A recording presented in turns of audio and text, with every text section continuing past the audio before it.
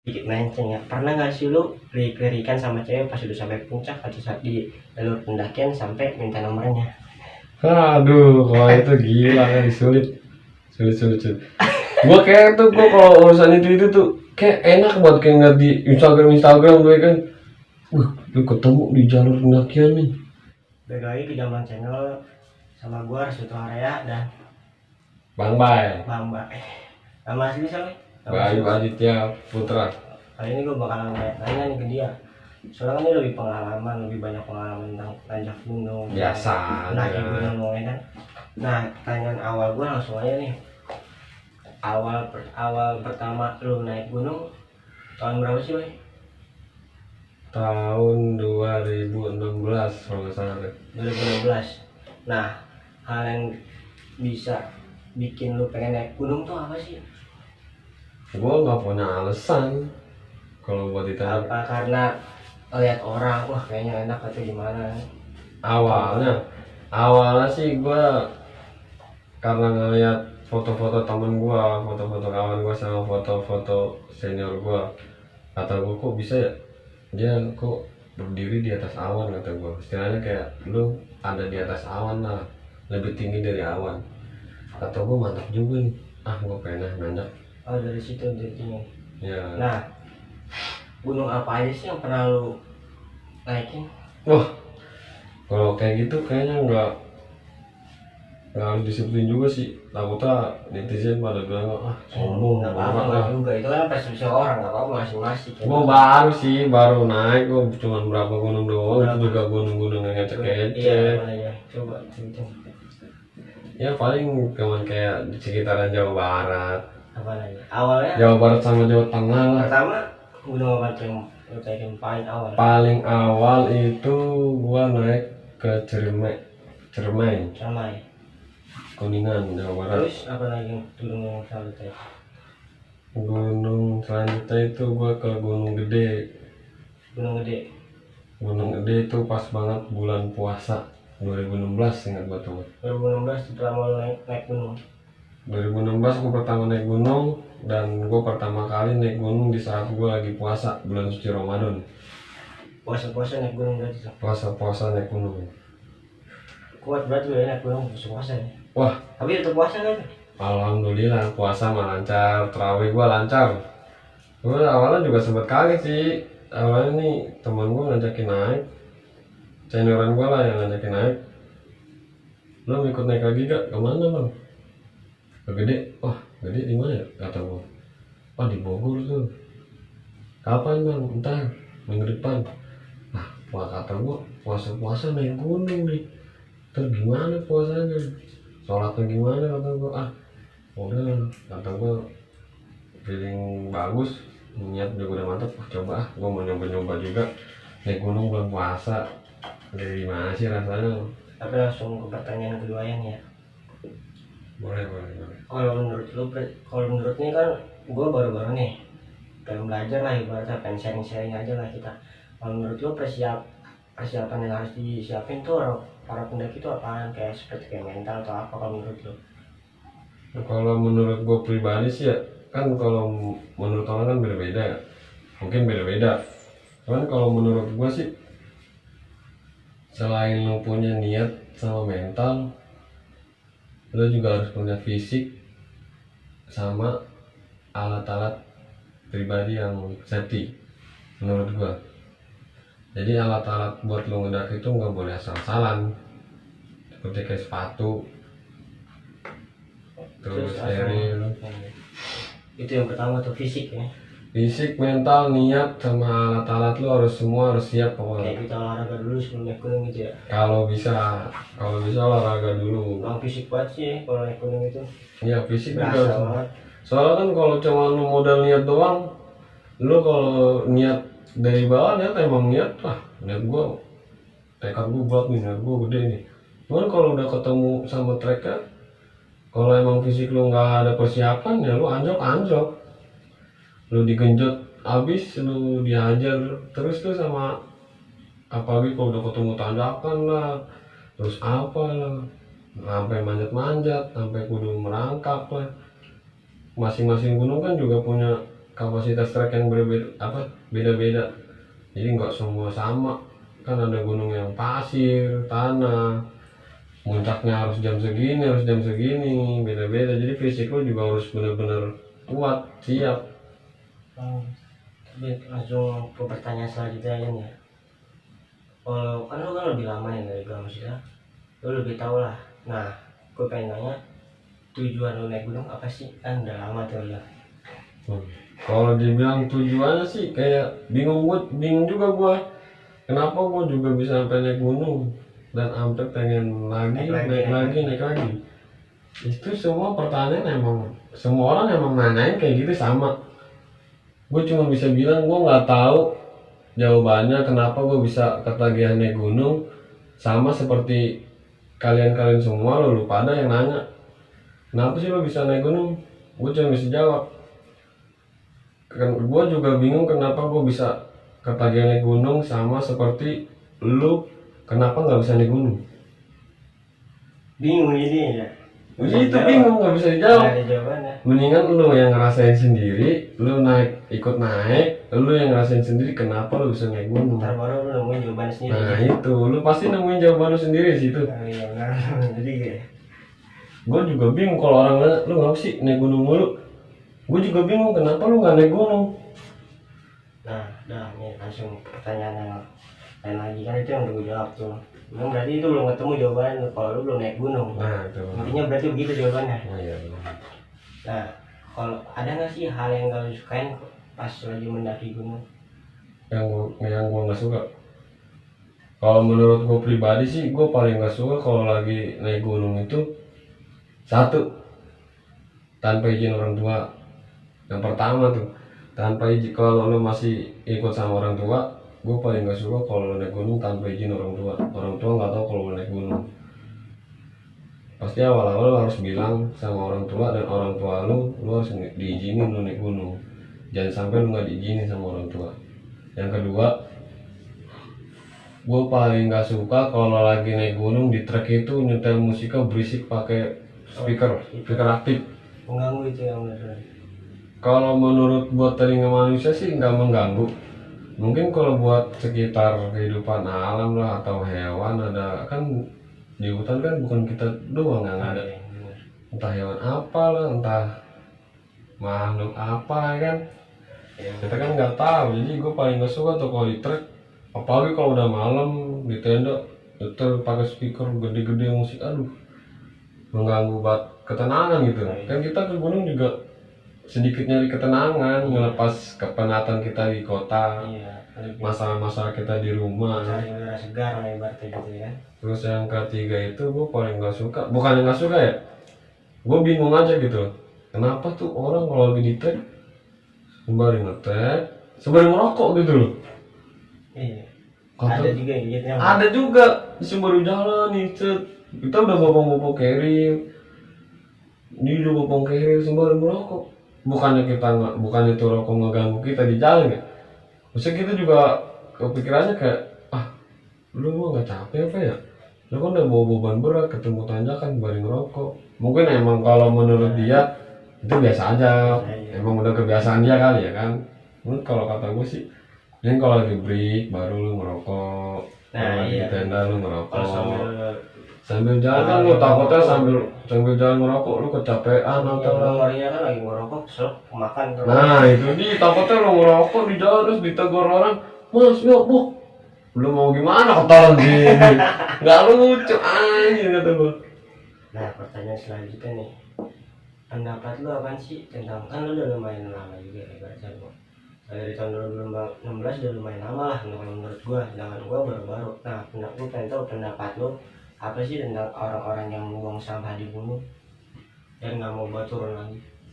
Orang yang buang sampah di gunung nggak mau bawa sampahnya turun itu menurut gue itu sama sampah. Sama sampah. Sama sampah udah.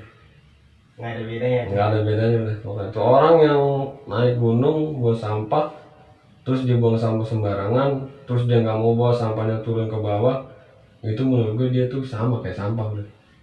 Sampah ya, udah dia pokoknya sampah, bukan sampah masyarakat udah dia, pokoknya udah sampah seluruh apaan lah alam semesta udah.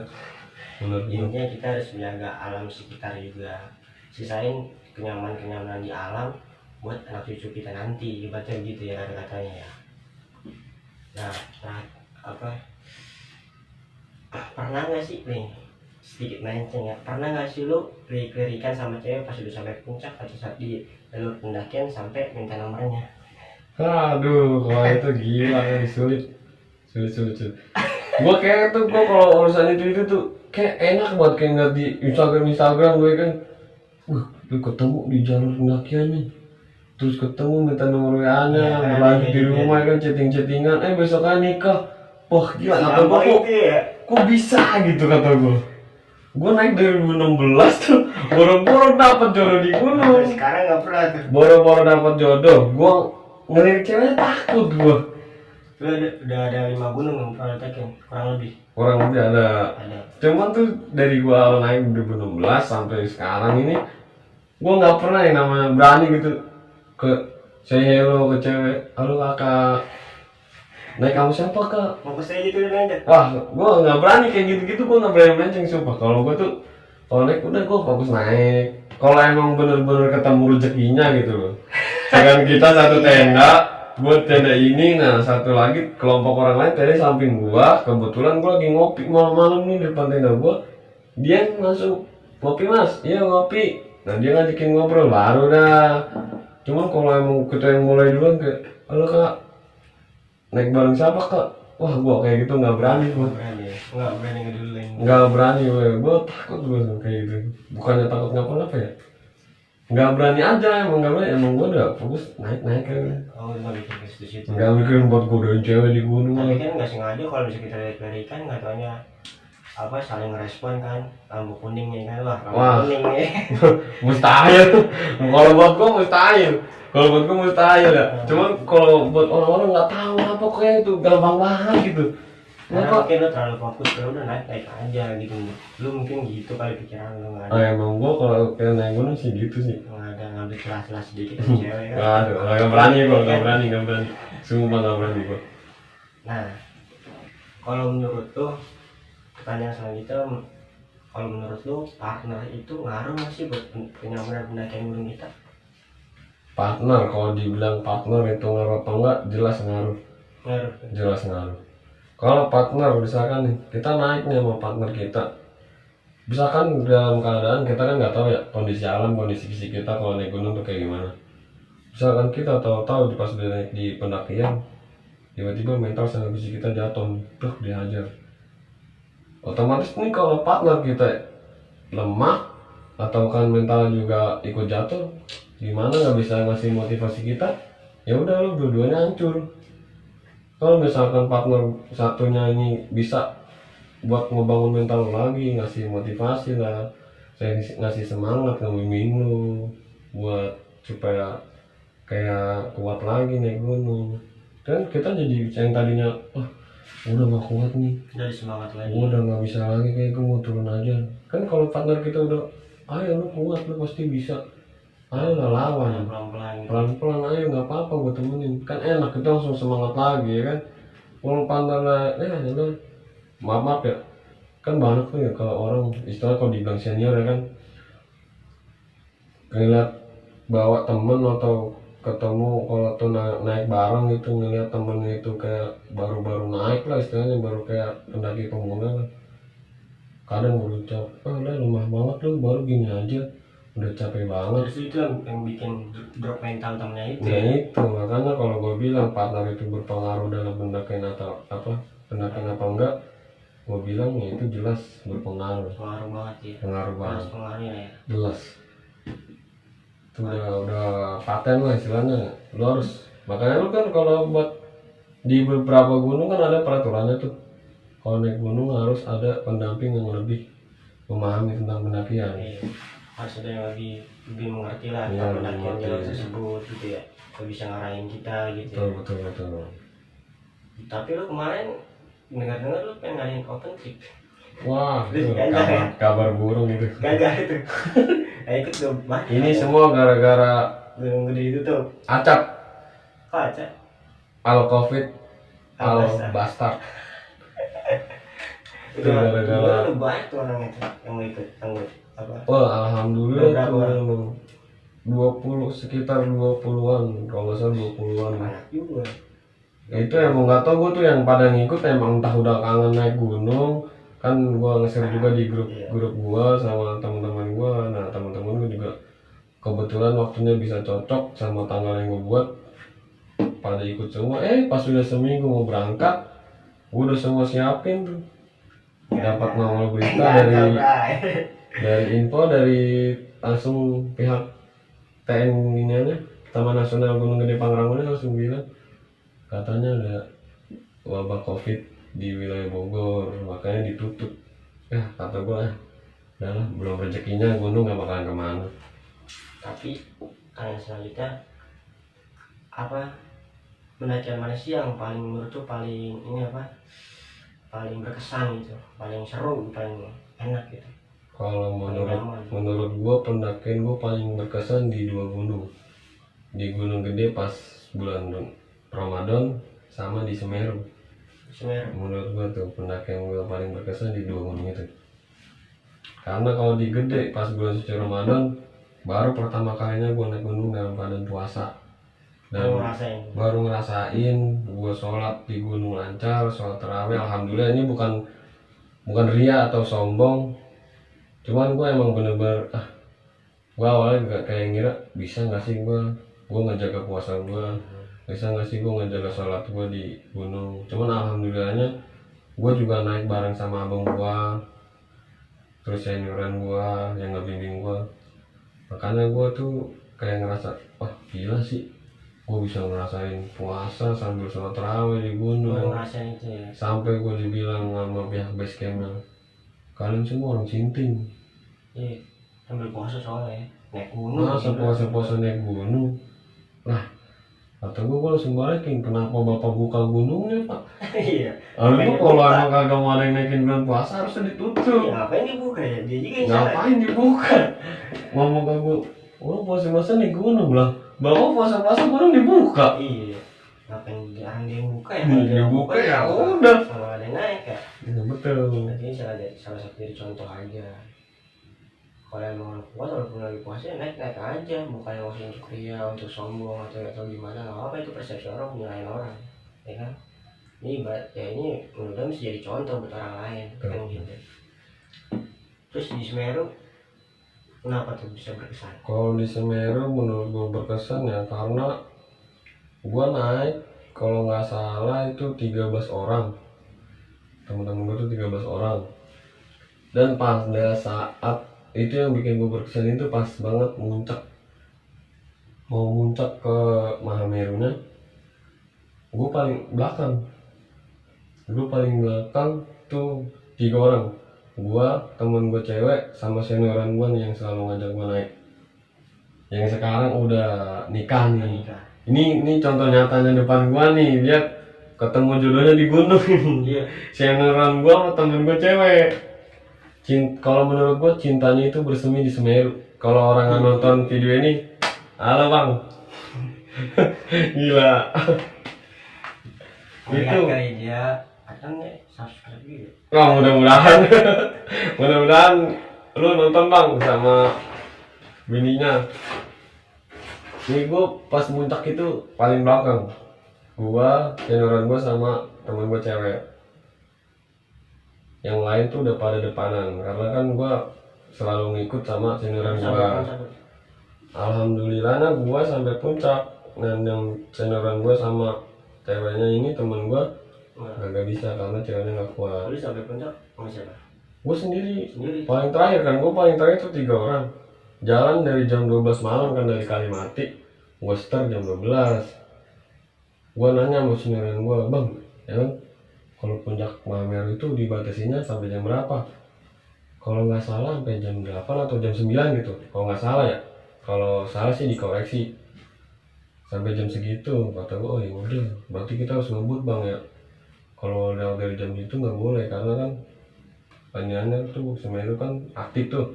Setiap kalau nggak salah 10 menit sekali itu meletus ya. Jadi kalau udah lewat dari jam yang ditentukan tuh abunya langsung ngarah ke puncak. Iya. Jadi beracun. masih aktif dia. Kalau nggak salah tuh Semeru status gunungnya tuh level berapa gitu, nggak salah masih aktif. siaga atau apa gitu. Nah gue jalan tuh dari Kalimati jam 12, pas udah di jalur lewat Arcopodo gue ketinggalan sama rombongannya nih, rombongan gue. Nah sisa gue bertiga, gue nggak enggak nih, namanya gue ngeliat di depan gue kan ada orang banyak kan ikut pakai headlamp. Gue ikut jalan, pas gue nengok ke belakang tiba-tiba sih ngeran gue sama yang ceweknya ini nggak kelihatan.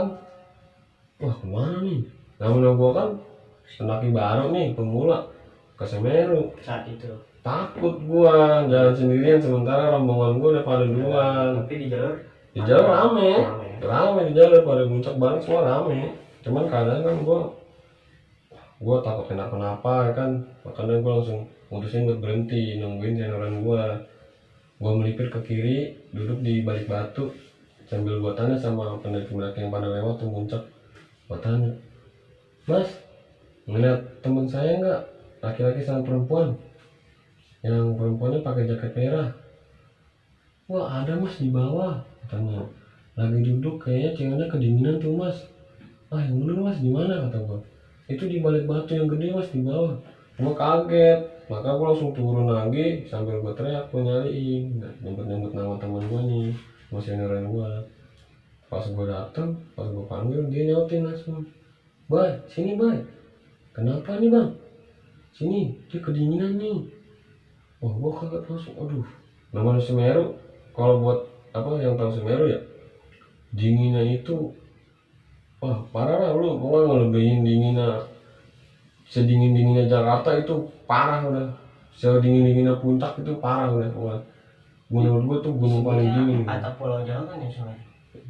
Disebutnya ya atap Pulau Jawa, gunung tertinggi di Pulau Jawa.